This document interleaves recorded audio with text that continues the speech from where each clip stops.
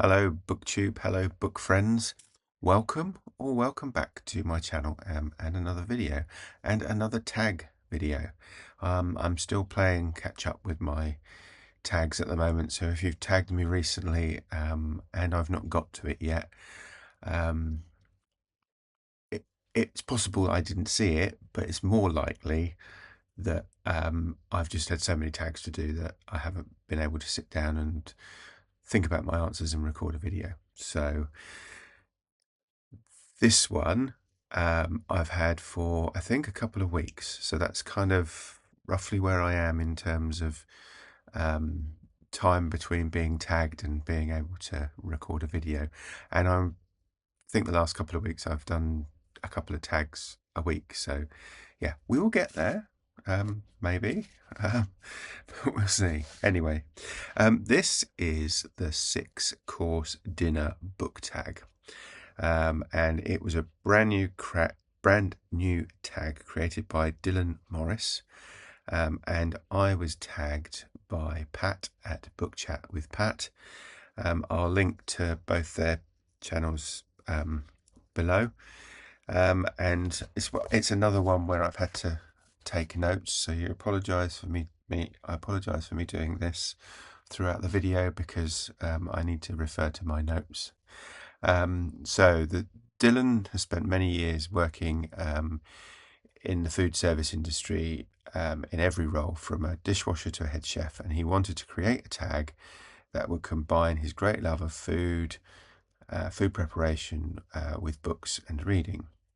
For each course, we are asked to pick a favourite food and favourite books and or characters.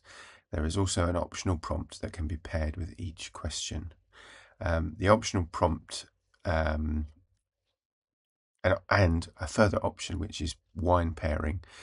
I'm not going to do the wine pairing because I'm not a connoisseur, and it would just be water or red wine, house red or house white, or so it would be fairly, I think,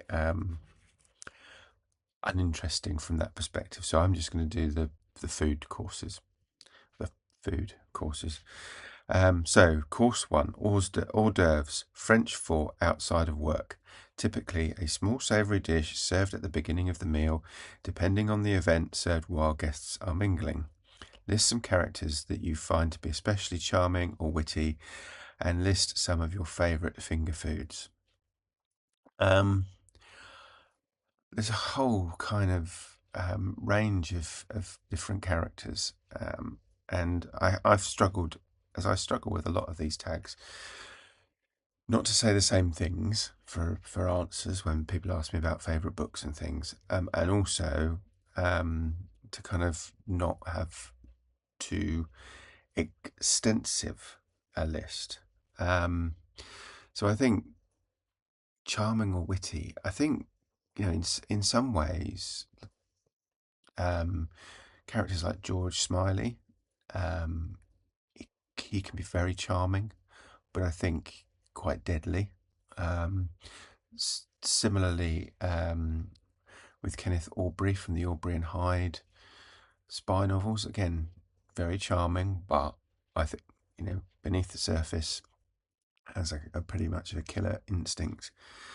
In terms of favourite finger foods, I quite like sort of crudités and dips and things like that. Just, nothing too extravagant. I'm not really a vol au vent type person. Maybe the odd sort of mini sausage roll occasionally, but not, so yeah, just vegetables. Course number 2, soup. A, usually warm dish served in a broth. What is your go-to cozy comfort read? List some of your favourite soups and stews. I like sort of a nice a rich vegetable soup. I'm not a great meat eater, so I'm not particularly, not a chicken noodle. I do like chicken noodle soup, but I'm not a great meat eater, so don't have it very often. But like a broccoli and Stilton or a leek and potato or something like that. In terms of comfort reads, there is a whole video on comfort reads, and I will put a thing up there to it. Yeah, Dick Francis, Alistair MacLean, Stephen King. Used to be Bernard Cornwell, but I've kind of finished the Sharp series. I've just finished that. So yeah, quite a lot of different, mostly series books. I tend to find comfort in those more than one-offs. Although, as I say, Dick Francis, Alistair MacLean don't tend to be series. They're just similar in their kind of structure and story. Course 3, appetizer. A small dish or drink taken before the main course of a meal to stimulate one's appetite. List some of your favourite poems or short stories and some of your go-to snacks. Not a great snacker.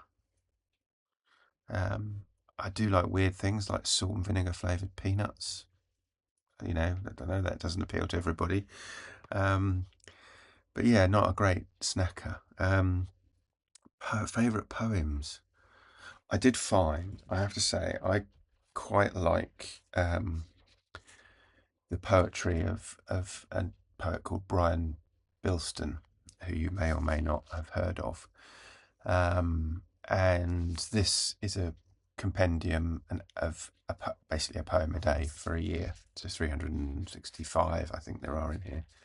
And I had a quick look, see if there was a food poem, and there is. Not quite what you're probably expecting, but remembrance of things pasta. She blew her fusily, my pretty penny, when she found me watching daytime tagliatelle. Je ne spaghetti rien, I responded in song, but she did not linguini for long. Just walked out without further retort, a hard lesson to be tortellini. Orzo, I thought, and so here I am, all on my macaroni, and now my days feel cannelloni. Probably didn't read that very well, but you get the idea. I also like some of Heathcote Williams's big sort of. So there's this one about whales, one about elephants, this one about dolphin. I love those. So yeah, although he had quite a troubled existence, for want of a better term. Course 4, salad. A cold dish, various mixtures of raw or cooked vegetables, usually seasoned with oil or vinegar. List some of your favourite fictional regions, environments, and your favourite vegetables and how you like them prepared. We grow a lot of our own veg, and in the summer particularly salad stuff. So tomatoes, cucumbers, peppers, lettuce, radishes, beetroots. Yeah, so a lot of stuff that we grow ourselves, and you can't beat it because it tastes so much better. In terms of, I think my favourite fictional region is another comfort read actually, and it's Martin Walker's Dordogne Bruno the Detective series, and it just so happens that Bruno is a magnificent chef and cooks wonderful meals in most of the books. So yeah, I quite like the fictional. It's a very very close community. And the Three Pines community in the Louise Penny, Armand Gamache series. Again, Three Pines has almost a magical, mystical feel to it. But the closeness of the community there, that again appeals to me as it's one of my favourite fictional places at the moment anyway. Course 5, the main course, the centerpiece of your meal, typically the course that the rest of the meal is planned around. List some of your favorite protagonists and your all-time favorite foods. All-time favorite foods would probably be things like lasagna, my own homemade pizza, if that's not bragging too much.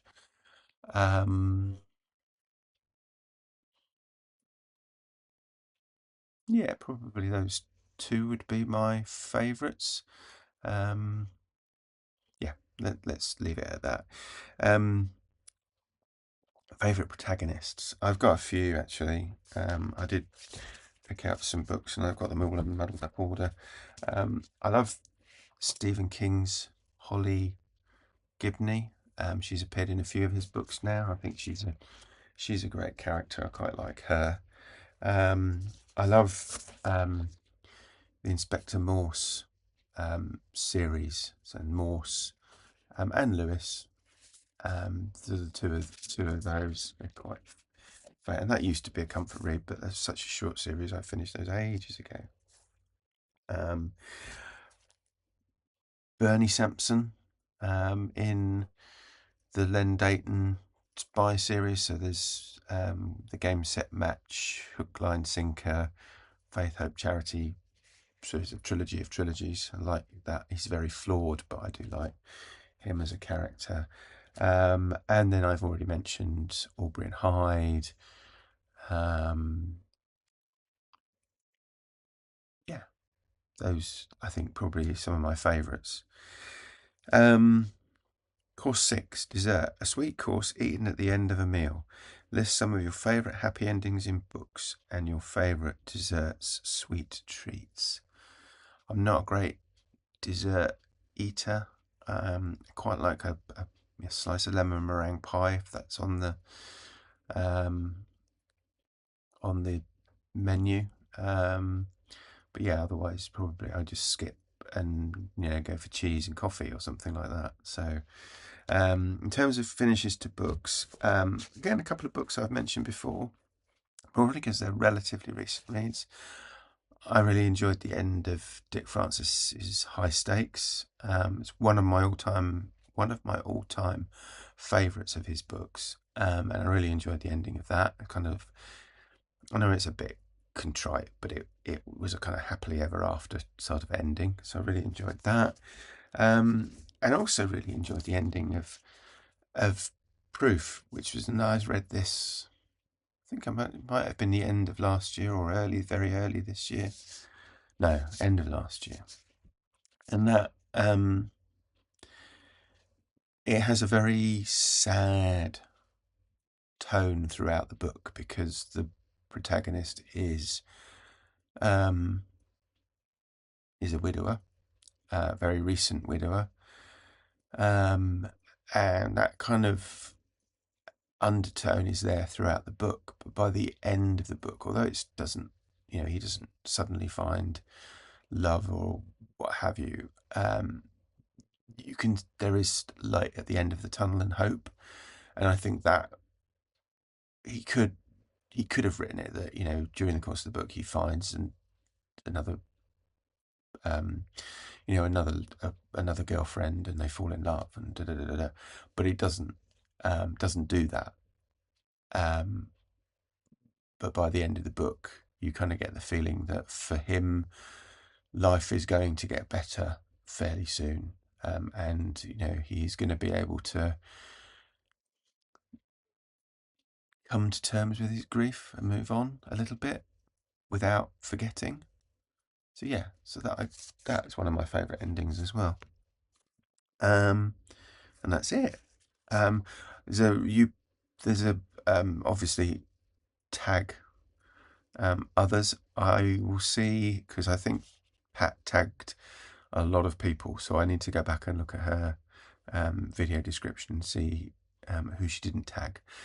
So if you fancy doing this, I'll put the prompts in the description. If you fancy doing it, please have a go. Feel tagged, but if not, I'll tag a few people as well. So that's it. I enjoyed that. That was fun. Thanks, Dylan, and thanks, Pat, for tagging me.